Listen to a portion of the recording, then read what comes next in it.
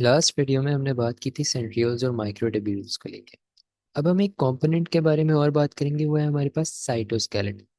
याद होगा जब मैंने सेल बनाया था कि अगर लेट्स से एक एनिमल सेल है, इसके अंदर मैंने कुछ चीज़ें इस तरह करके बनाई थी और मैंने कहा था ये मेरे पास क्या होती हैं, साइटोस्केलेटन। अब ये इनका फंक्शन क्या है, ये करती क्या है, ये मल्टीपल उससे ज़्यादा एग्जिस्ट कर सकती हैं एक सेल के अंदर। तो ये करती क्या है, इनका मेन काम क्या है। सबसे पहले हम समझते हैं ये एग्जिस्ट कितनी टाइप में कर सकती है। तो इसके तीन स्ट्रक्चरल कंपोनेंट्स होते हैं। ठीक है, अगर मैं साइटोस्केलेटन की पर्टिकुलरली बात करूँ तो ये होती तो एक ही फॉर्म में एग्जिस्ट करती हैं, लेकिन इनके तीन स्ट्रक्चरल कंपोनेंट्स होते हैं। जैसे कि अगर मैं यहाँ बनाऊँ सेकेंड वन और ये थर्ड वन, जो फर्स्ट इसका साइटोस्केलेटन का एक स्ट्रक्चरल कंपोनेंट है वो होते हैं, अभी हमने इनके ऊपर बात भी की, माइक्रोट्यूब्यूल्स।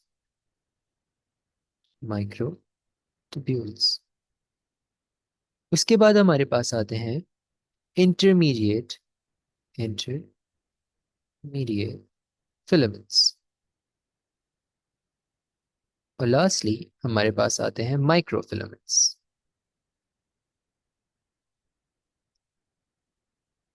अब ये जो माइक्रोट्यूब्यूल्स होते हैं ये इन सब में सबसे बड़े होते हैं। तीन स्ट्रक्चरल कंपोनेंट्स हैं, उसके अंदर माइक्रोट्यूब्यूल्स सबसे बड़े हैं, उसके बाद हमारे पास आते हैं इंटरमीडिएट फिलामेंट्स और उसके बाद लास्टली हमारे पास आते हैं माइक्रोफिलामेंट्स।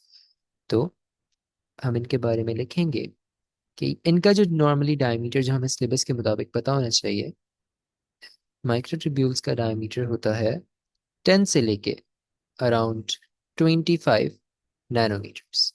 ठीक है, 10 से लेके अराउंड 25 नैनोमीटर्स। अगर मैं इंटरमीडिएट फिलामेंट्स की बात करूं तो इनका डायमीटर जो होता है वो होता है अराउंड 7 से लेके 10 तक नैनोमीटर्स। 7 से 10 नैनोमीटर्स। तो आपने देखा कि इससे छोटे फॉर्म में एग्जिस्ट कर रहे होते हैं ये। ठीक है, इसकी एक एग्जाम्पल है जो आपको सिलेबस के लिए पता होनी चाहिए। अगर वो आपसे पूछ ले, केराटिन। ठीक है, लास्टली आपके पास माइक्रोफिलामेंट्स हैं। ऑब्वियसली इसका भी डायमीटर आपको पता होना चाहिए। इनका जो डायमीटर है वो होता है अराउंड 3 से लेके 7 नैनोमीटर्स। ठीक है, और इनकी भी एग्जांपल जो आपको सिलेबस के लिए पता होनी चाहिए वो है एक्टिन या मायोसिन। ये तो इनके स्ट्रक्चरल कंपोनेंट्स थे साइटोस्केलेटन के, किस तरह से किन चीज़ों से मिलकर बना होता है। ठीक है, अब बात आती है रोल क्या होता है इसका। इसका इसके ऑलमोस्ट 4 रोल्स हैं और ये चारों बहुत इंपॉर्टेंट है। सबसे पहला रोल, अगर मैं हेडिंग डालूं अपने पास, रोल्स ऑफ साइटोस्केलेटन, तो मेरे पास जो सबसे पहला रोल आता है,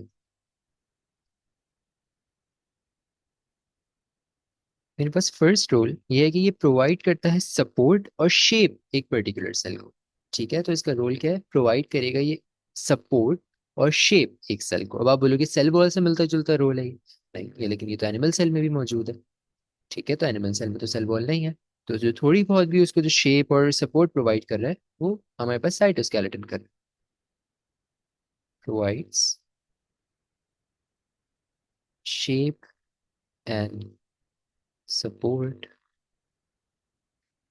टू द सेल। ठीक है, सेकंड पे हमारे पास इसका जो रोल है वो है कि ये रिस्पॉन्सिबल होता है, इसके अंदर और ऑर्गेनल्स मौजूद हैं, जैसे हमने बात की कि इसके अंदर माइटोकॉन्ड्रिया मौजूद है या कोई और चीज़ मौजूद है। लेट्स से अगर हम यहाँ माइटोकॉन्ड्रिया बनाएं, अब माइटोकॉन्ड्रिया यहाँ मौजूद तो है, लेकिन इसको अगर लेट्स से यहाँ से यहाँ मूव करवाना है, खुद तो माइटोकॉन्ड्रिया मूव नहीं कर सकता ना। अगर ये मेरा माइटोकॉन्ड्रिया खुद से तो मूव नहीं कर सकता, तो क्या इनको माइटोकॉन्ड्रिया को मूव करवाएगा, मेरे पास ये साइटोस्केलेटन जो है ये मूव करवाएंगे। या कोई और ऑर्गेनल मौजूद है मेरे पास, लेट्स से हमारे पास कोई वेसिकल मौजूद है या कोई गोल्जी बॉडी मौजूद है, अगर हमें उनमें से किसी भी चीज को मूव करवाना है तो वो ऑटोमेटिकली खुद से मूव नहीं कर सकते।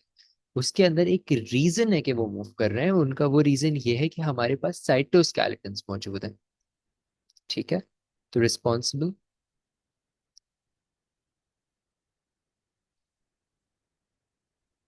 फॉर इंट्रासेल्युलर मतलब सेल के अंदर वाली, इंट्रासेल्युलर मूवमेंट ऑफ ऑर्गेनल्स। ठीक है, सेल के अंदर उनकी मूवमेंट करवा सके।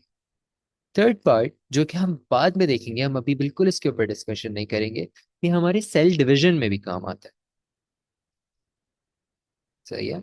इसका रोल एक क्या है साइटोस्केलेटन का? Cell division. क्या रोल होता है हम वो बाद में डिस्कस करेंगे डिटेल में, अभी के लिए हमें बस यही बेसिक बात पता होनी चाहिए।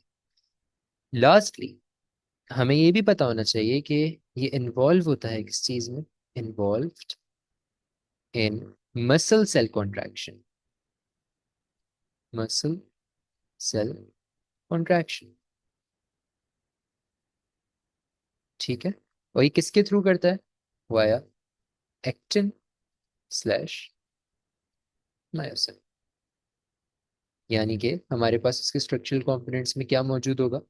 माइक्रोफिलामेंट मौजूद होगा।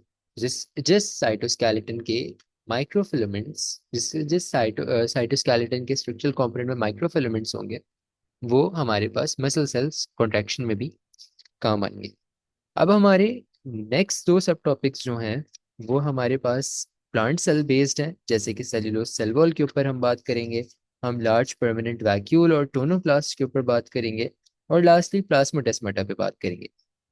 मतलब ये जो हम आने वाले तीन टॉपिक्स, हम सब टॉपिक्स डिस्कस करेंगे, ये बिल्कुल भी एनिमल सेल से रिलेटेड नहीं है, क्योंकि वो एनिमल सेल में प्रेजेंट नहीं होते। अभी तक जो हमने बातें करी वो सब हमने कॉमन बातें करी, अदर देन सेंट्रियोल्स, कि सेंट्रियोल्स सिर्फ एनिमल सेल में एग्जिस्ट करता है। नेक्स्ट क्लास के अंदर हम जरा प्लांट सेल्स के ऊपर बात करेंगे।